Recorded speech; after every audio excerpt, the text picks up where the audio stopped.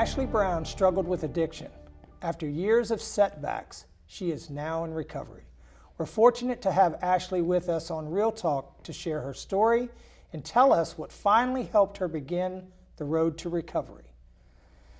Ashley, obviously you and I are, I'm in recovery as well, so we know each other from the recovery community, and I'm really excited. I'm glad that you're willing to come out and share a little bit about the crisis state that you were in with substance use disorder. The idea is to share a little bit about what was going on during your crisis, and hopefully somebody watching will hear it, maybe get some ideas, and then maybe reach out and ask for help. One of the things I want to start with is asking, when did you first start to just experiment? I know for me it was in the 8th grade early on, but when did you start to experiment with drugs and alcohol? My first drink, if I can recall, it was probably around the age 11. And I'll never forget that feeling. Like, I loved the effect that I got from taking one sip of beer, wine, or whatever it was. Yeah, was it like a family function? Yes, I have a very big family, so family functions were a very big part of my life. So that was at 11. Do you remember, was it just sporadic at that time, and then eventually you kind of just, that opened the door to experiment with other things? It was a crowd that I used to hang out with. My one friend, her parents were always gone, so her house was the party house. So every weekend starting in 8th grade for me, I was over my friend's house drinking and getting drunk. Was it a bunch of friends that were over there? Yes. So a good amount of the people that you hung out with, yes, were drinking. Did you know people in different crowds that didn't drink and party like that, or was it just, did you feel like you were kind of in that? That's how I felt. I felt like everybody did, but I've come to realize that it was just the group of people that I hung out with. It was the same for me. It was just a group of people that I hung out with. As you got a little older and you started hanging around with a different circle of friends, maybe same people but different faces, mm-hmm. Did it start to seem like the drugs started to change, maybe more things, or using more started to happen? Most definitely. I know when I was in high school, it started out being like a weekend thing, taking ecstasy, sniffing lines of cocaine, and drinking. And after the years, it definitely, the drugs did start to change, to heroin and crack cocaine.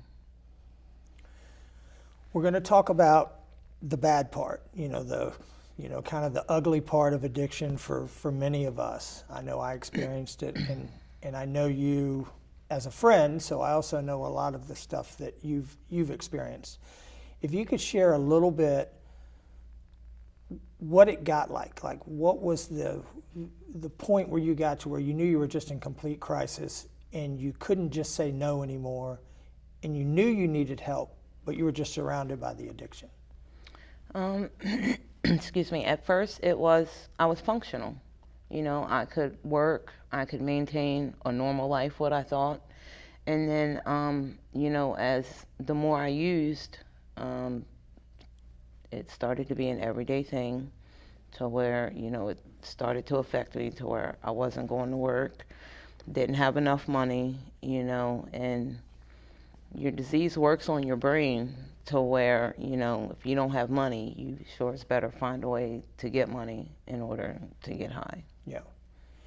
And you don't have to really go into deep detail on this, but at your lowest point, what was it like?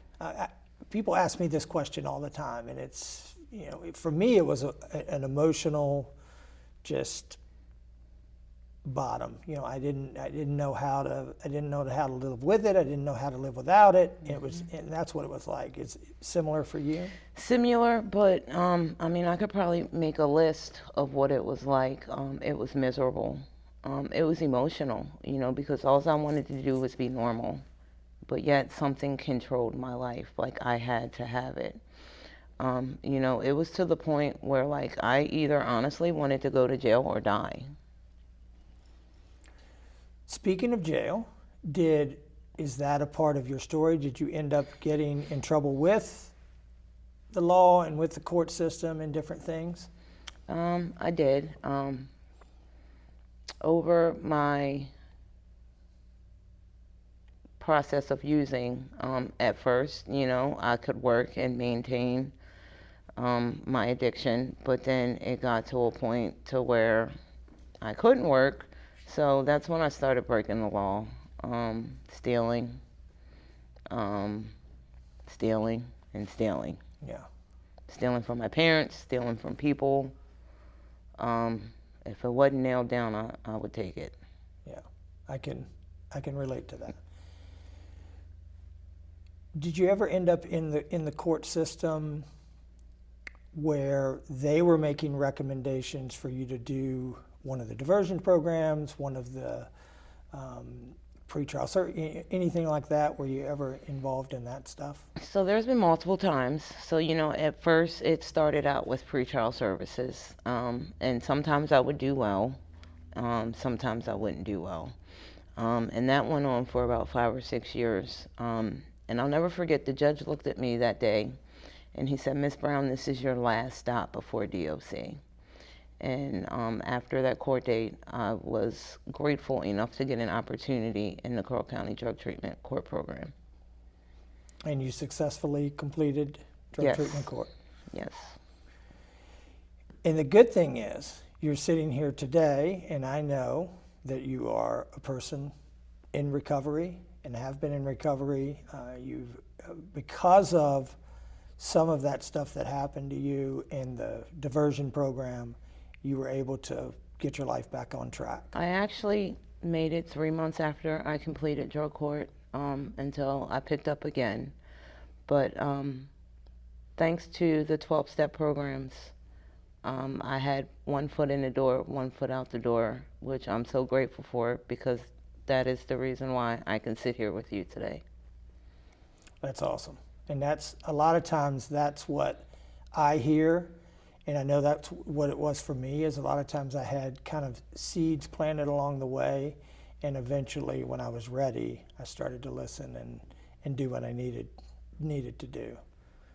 So I'm really, really, really glad that you came out and you're open and willing to share and be open about your recovery. And this is not the best thing to talk about, because we're talking about the bad. If we're in a recovery meeting, a lot of time we get to go through the whole process. So I'm really glad that you're willing to share this. So hopefully someone maybe watching can hear what you were going through during the crisis, and we'll reach out and ask for help. Thanks for having me. Thank you, Ashley. It's a long, hard road to recovery, and people almost always experience setbacks. But as we have heard from Ashley, it's never too late to try again.